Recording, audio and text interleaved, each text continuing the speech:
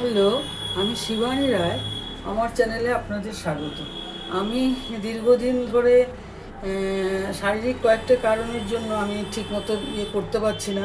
তার মধ্যে আরেকটা আমার মেন্টালিও আমি একটু আপসেট, কেননা আমার মা মারা গেছেন 15-20 দিন হলো। সেই জন্য কিছুই করছি না।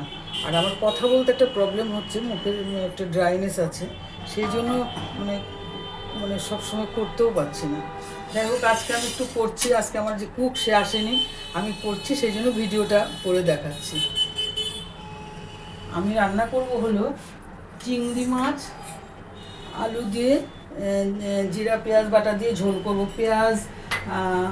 পেঁয়াজ আদা এগুলো সব আমি রেডি করে রেখেছি। আর জিরে ধনের গুঁড়ো একটুখানি পেস্ট করে রেখেছি। কাঁচা লঙ্কা, আলু ডুমো ডুমো করে কেটে রেখেছি চিংড়ি মাছের জন্য। আর ছোটো ছোটো করে কেটে রেখেছি পেঁয়াজ আর পেঁয়াজ আর আর আলুটা। এটা চিংড়ি মাছের মাথাগুলো দিয়ে ভাজা করব। আমি প্রথমেই আলুটা ছেড়ে দিলাম। আমি নেক্সট পার্টটা করে আমি আপনাদের আবার দেখাচ্ছি।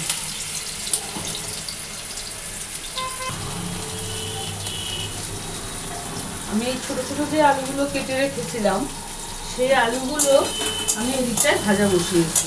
আর সঙ্গে পেঁয়াজগুলোও দিয়েছি। একটা কাঁচা লঙ্কা দেবো এতে।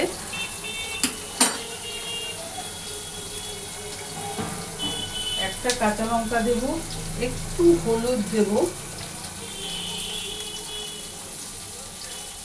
একটু নুন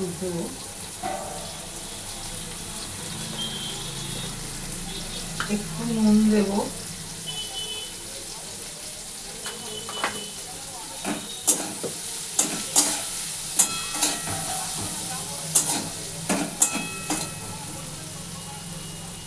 একটু ঢেকে দিলাম। আর এইদিকে আমি এই ডুমো ডুমো করে যে আলুটা কেটে রেখেছি সেই আলুটা আমি ভাজা বসিয়েছি। এটা প্রায় ভাজা হয়ে গেছে।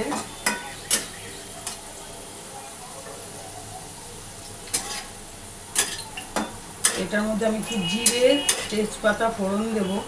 আর চিংড়ি মাছটা বেশি ভাজা যায় না, কেন অনেক সময় হয় কি একটু ভেজে তুলে রাখলাম, তারপরে মশলা কষিয়ে করলাম। তা আমি আর সেটা করব না। আমি আলুটা ভাজা হলে এর মধ্যে আমি জিরে তেজপাতা ফোড়ন দেবো।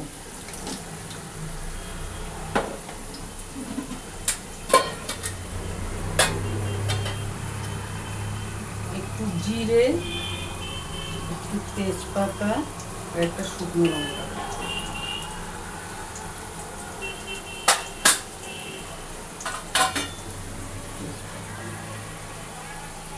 এটা আমি ফোড়ন দিলাম, দিয়ে এই চিংড়ি মাছটা আমি দিয়ে দিলাম। চিংড়ি মাছটা একদম কম ভাজবো।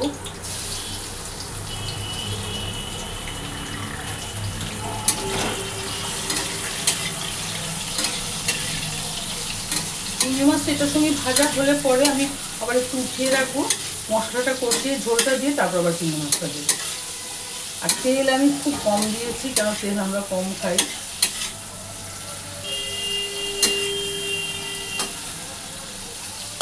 আমার যে কুক আছে ও খুব ভালো রান্না করে, তবে ও একটু তেলটা বেশি দিতে চায়, কিন্তু আমরা যেহেতু কম খাই, ওকেও সেরকমই নির্দেশ দেওয়া আছে তেল একদম কম দিয়ে করবে।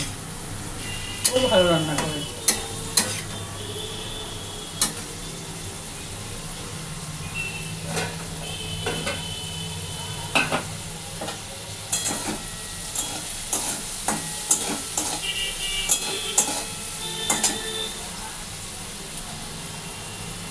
এই ভাজাটার মধ্যে আর একটু পেঁয়াজ দেওয়া যাবে।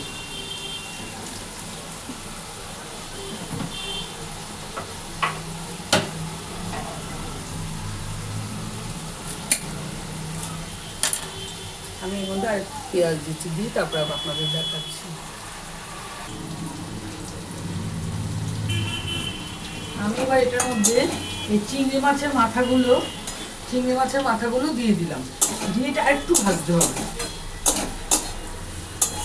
এই ফ্লেভারটাও খুব ভালো হয়, চিংড়ি মাছের ফ্লেভার তো ভালো হবেই। আর এই ভাজাটা যে হয় না, মানে এই ভাজাটা দিয়েই ভাত খাওয়া হয়ে যায়, এত ভালো। আর এইটা আলু ভাজাটা হয়ে গেছে, আর আমি এই চিংড়ি মাছটাও ভেজে উঠিয়ে রেখেছি। এবার আমি এর মধ্যে দিয়ে দেবো হলো পেঁয়াজ আদা বাটাটা।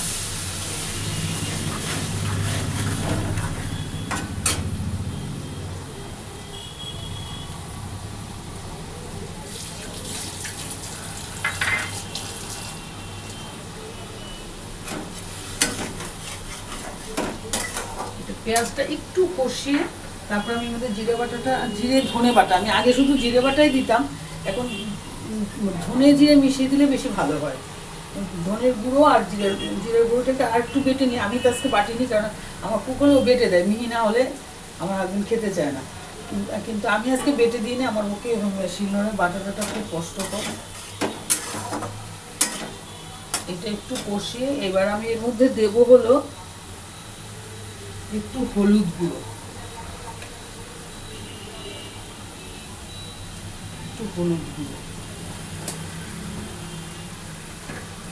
একটুখানি সামান্য একটু চিনি দেবো, সামান্য, রংটা সুন্দর হওয়ার জন্য। তারপরে দেবো হলো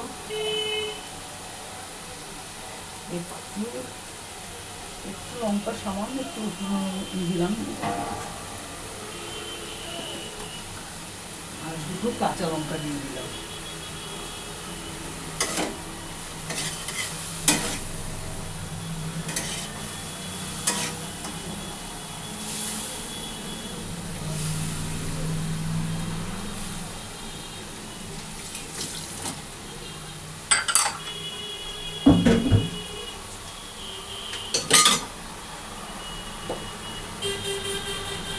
আর একটু নুন দেবো,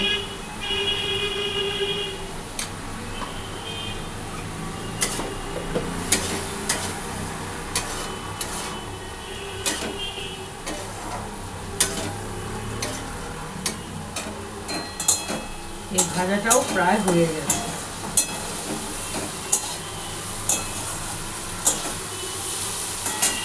ভাজাটা এবার নামিয়ে নেব, এটা একটু কষানো হলে এটাতে ঝোল দিয়ে দেবো।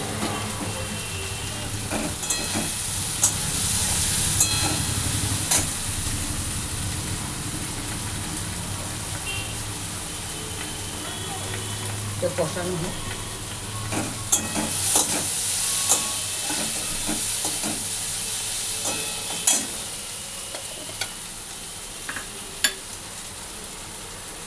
কষানো হলে আমি নামিয়ে দেবো। আমার এই ভাজাটা হয়ে গেছে, এটা আমি নামিয়ে দিচ্ছি।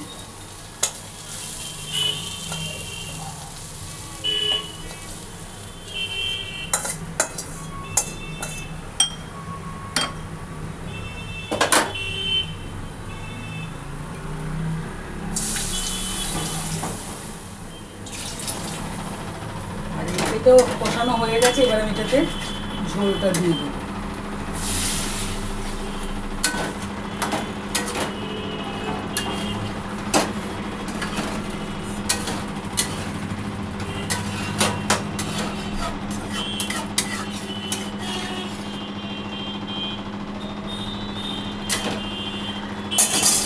দিয়ে আমি এই মাছগুলো দিয়ে দেবো, এর মধ্যে একটু সেদ্ধ হবে।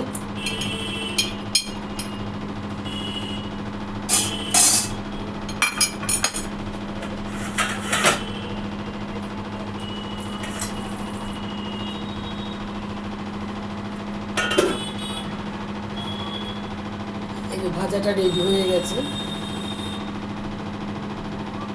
এই ভাজাটা দিলে অপূর্ব লাগে ভাত খেতে।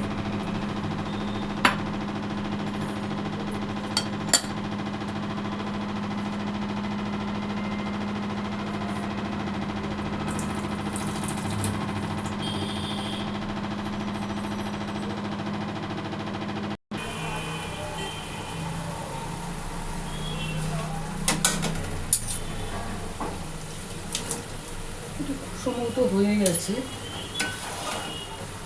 ঝোল রাখলাম, সামান্য ঝোল রাখলাম। শুধু একটু নুনটা দেখবে।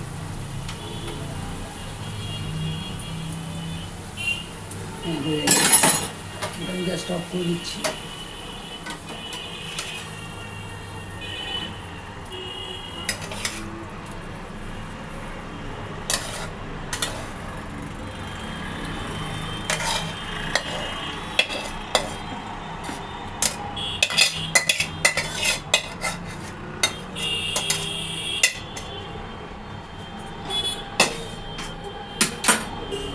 আমি এর মধ্যে সামান্য একটু গরম মশলার গুঁড়ো দেবো, দিয়ে ঢাকা দিয়ে রাখবো।